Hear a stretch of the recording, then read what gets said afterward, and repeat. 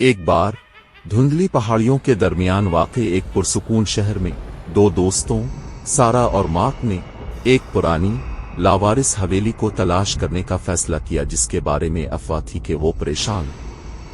उनका ख्याल था कि कहानियां सिर्फ बच्चों को डराने के लिए सुनाई गई कहानियां हैं, इसलिए उन्होंने अपनी फ्लैश लाइटें बांधी और अंदर दाखिल हो गए। जैसे ही वो बोसीदा हवेली में दाखिल हुए, हवा बर्फीली हो गई और टहलते हुए फर्श बोर्ड्स ने उनकी परेशानी में इजाफा कर दिया।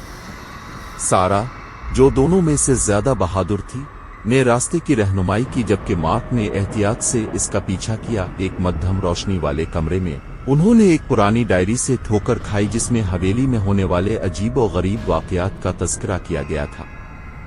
इंतबाही अलामात को नजरअंदाज करते हुए उन्होंने अपनी खोज जारी रखी। हर कमरा मजीद परेशान कुन राजों से पर्दा उठाता था। उनके सामने एक शक्ल सामने आई, फटे हुए लिबास में एक भूत औरत। उसने हड्डियों की उंगलियों से इशारा किया। इसकी सोगवार आंखें सारा पर जिमी हुई थीं। मार्क ने सारा का बाजू पकड़कर उसे पीछे हटने की ताकीद की, लेकिन वो तमाशा देखकर मसहूर हो गई। भूत औरत ने अपनी अलमनाक मौत की एक खौफनाक कहानी सुनाई और वो किस तरह हवेली की लानत से रिहाई के लिए तरस रही थी। उसकी फरियादों से कमरे में अंधेरा छा गया। मार्क ने खतरे को भांपते हुए सारा को मंजर से दूर खींच लिया। वो अटारी से भागे, सीढ़ियां उतरते हुए, लेकिन हवेली उन्हें फंसाने के लिए पुरअज़्म दिखाई दी। दरवाजे बंद हो गए और भूत की सरगोशियां मजीद बुलंद हो गईं।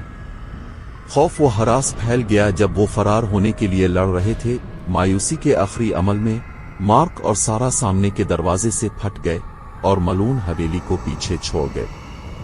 सांस के लिए हाँफते हुए उन्हें एहसास हुआ कि वो मौत से भी बदतर किस्मत से बाल बाल बच गए हैं। इस दिन के बाद से उन्होंने कभी भी हवेली के बारे में बात नहीं की, लेकिन उनके बदकिस्मत मुहिम जोई की परेशान कुन यादें उन्हें हमेशा के लिए दो दोस्तों की तरह बांध देंगी, जो पहाड़ी पर पुरानी लावारिस हवेली की होलनाकियों से बच गए थे।